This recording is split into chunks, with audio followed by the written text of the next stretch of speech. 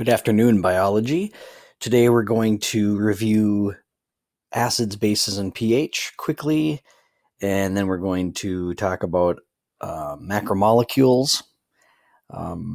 So kind of still connecting some chemistry to some biology and a little bit of review on last year's physical science as well for you guys. So you guys watched the crash course video on acids, bases, and pH.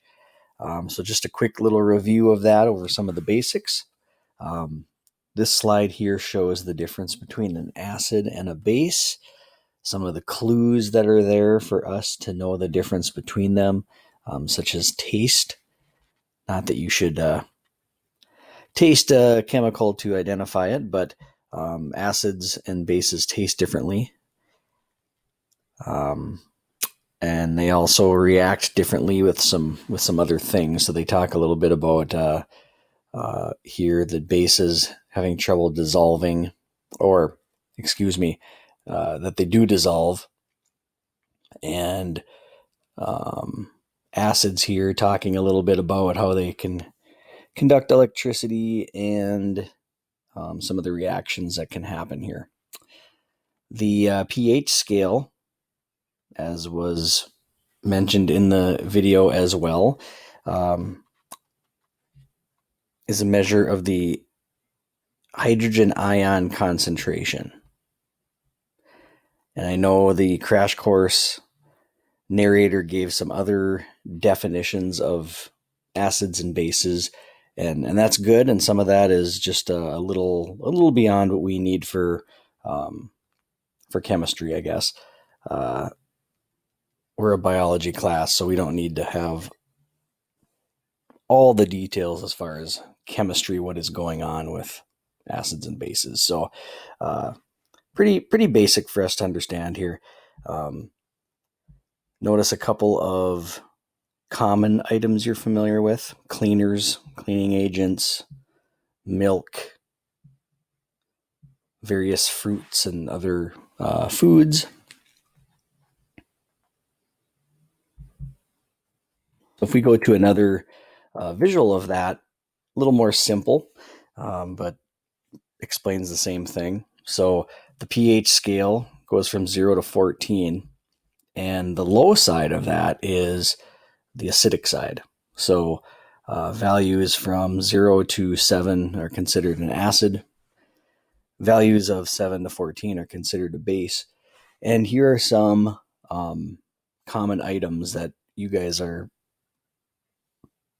familiar with that are good examples of acids and bases. So if we start in the middle, pure water is actually, as was said in the video, either you can judge that as neither, or you can judge it as both acidic and basic.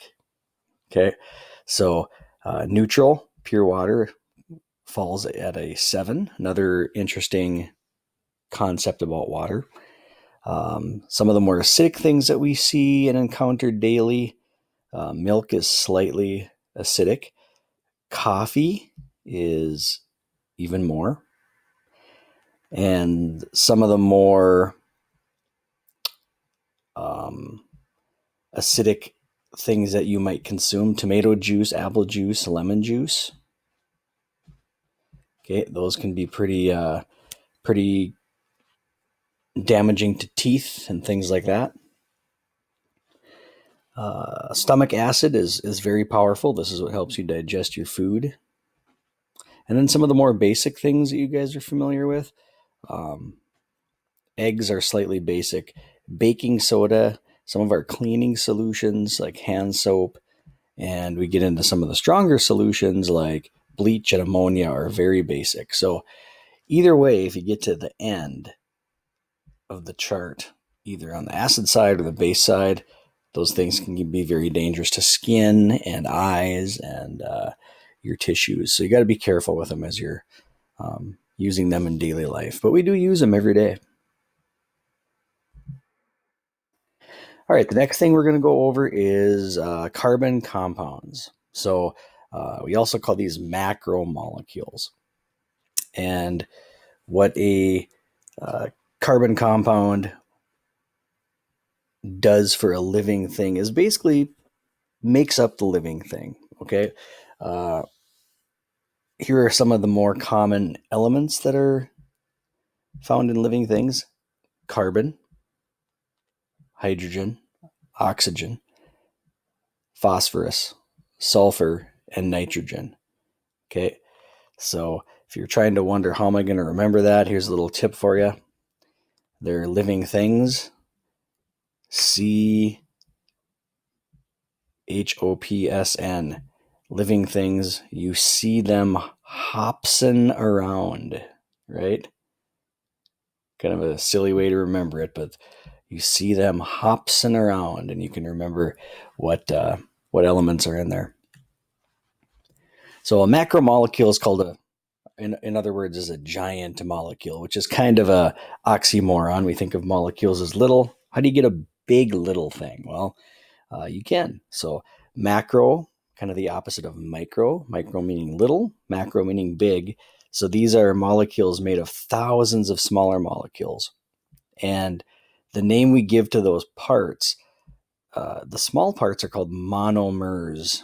And mono, you probably should recall, means one, right?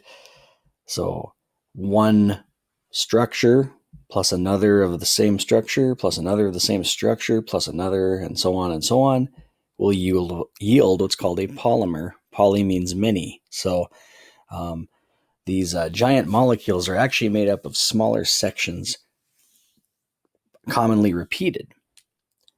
And we will see that throughout the year here. So the main four groups of these are carbohydrates, nucleic acids, lipids, and proteins. And you probably have heard of, for sure, carbohydrates and proteins. I know more than likely you've heard of lipids. Nucleic acids, maybe, maybe not, as far as the wording anyway. And notice there are different structural appearances here. That'd be more of course, a chemistry aspect. We're going to look more at functionality here in biology. So we'll start off with carbohydrates. Carbohydrates, as you can see from the picture, oftentimes when we hear about them, we're thinking about food or nutrition. So we see some common foods that we tend to say are high in carbs, like breads, pastas, rice, even potatoes. And so carbohydrates, the main elements to them are carbon, hydrogen, and oxygen. So you can kind of see where the name comes from here. Typically, they're going to be in a 1 to 2 to 1 ratio, meaning for every carbon atom, you're going to have 2 hydrogens and 1 oxygen based on how these elements bond together and some of the rules there. And they function as the main source of energy for living things. So if you've ever ate a high carb meal for to get ready for a sporting event or something, maybe at a pasta feed for your team, or you had a good pasta meal before a big game, that's why we do it. It's a good source of energy for our bodies. Lipids are a macromolecule, mainly carbon and hydrogen. Couple key features, or one of the most key features, is that they do not mix well with water. So lipids and waters, lipids and water tend to not readily mix very well. They tend to stay separate or apart. And so examples of those are fats, oils, and waxes. And so we look at this picture, and these are various kinds of oils that you would use in cooking. Okay. Maybe to make it so something doesn't stick to your pan, or you're able to fry something. But typically, if you're going to do any cooking, oil and butter and or Crisco, those tend to be some of the first things you use in that process. Okay, so what's a function of a lipid? They actually have quite a few functions. Typically, we hear the word fat and we think it's a bad thing, but energy storage, lipids are actually a great energy storage, especially emergency energy storage. So you think of a bear hibernating in the winter, and what do those animals that hibernate do prior to going to sleep for the winter?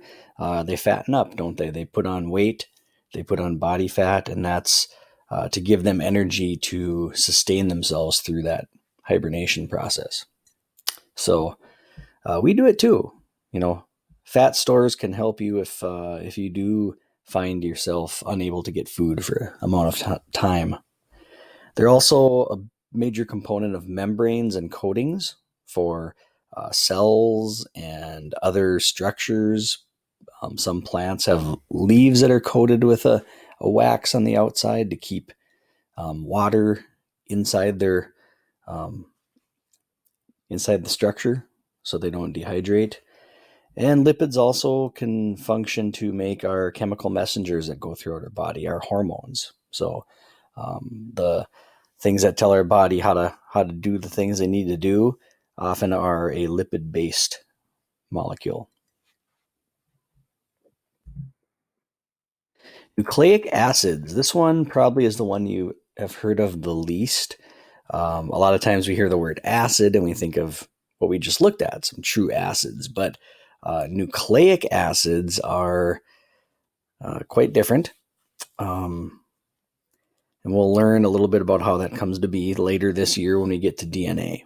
But DNA and RNA, or our genetic material, these are considered nucleic acids. Their job is to store and transmit genetic info. Basically, the instructions for our cells, for our body, so everything functions properly, but also to carry on our genetic material and help us to pass it on to our offspring. Okay. Hydrogen, oxygen, nitrogen, carbon, phosphorus. You kind of seeing the theme here. We're seeing some non-metallic elements as part of living things, aren't we? Some of the same ones repeated. In nucleic acids, they are called, or the parts that make up a nucleic acid, the monomers, are considered what we've called nucleotides.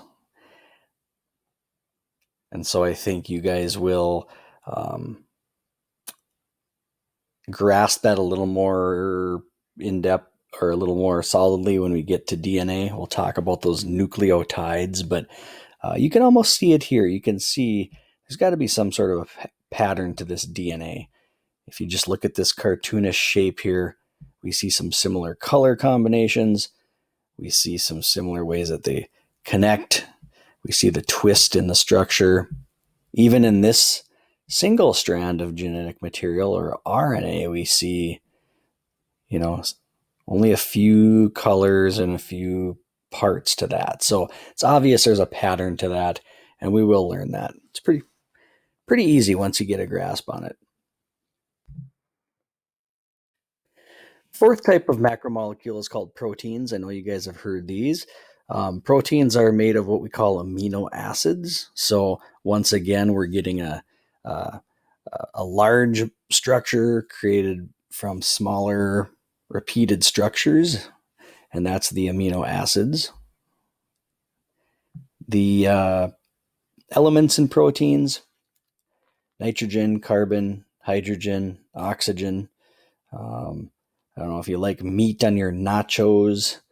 Nacho, maybe that will help you remember some of the elements that go with it. If you want to challenge functions, a lot of functions to proteins. They control and regulate many of the things in our cells, the reactions and processes going on in our cells. They help us to move things into and out of our cells. So the cells have what they need and get rid of the things they don't need, nutrition and waste, things like that. They also help us to fight illnesses, part of our immune system. And for you guys, for what you guys probably think about when you think of protein is building tissues, building muscle back, repairing damaged tissues, healing when you have an injury. All of those things protein is important for. So if we look at some of the foods here that are high in protein, some of my favorites, meat. We can see red meat, some of the lighter meat like fish and chicken, eggs, cheese, sandwich meat. But there's proteins and other stuff too. Beans and beans are high in protein. Some of our nuts and things like that. There's other foods that are also good protein providers. Okay, so you can still get it even if you're a vegetarian or something like that. All right, thanks for watching. I know it wasn't a real long video, but we're looking at some of the basic things that we may be covering this year, and macromolecules will be a major part of that. So expect to hear more about proteins and carbohydrates, lipids, and nucleic acids as we get into cells and as we get into cellular processes and even into genetics later this year. All right, if you can go and fill out the Google form called 2.3 carbon compounds, make sure you have that turned in. Make sure you have a name on it. All right, thank you. We'll see you later.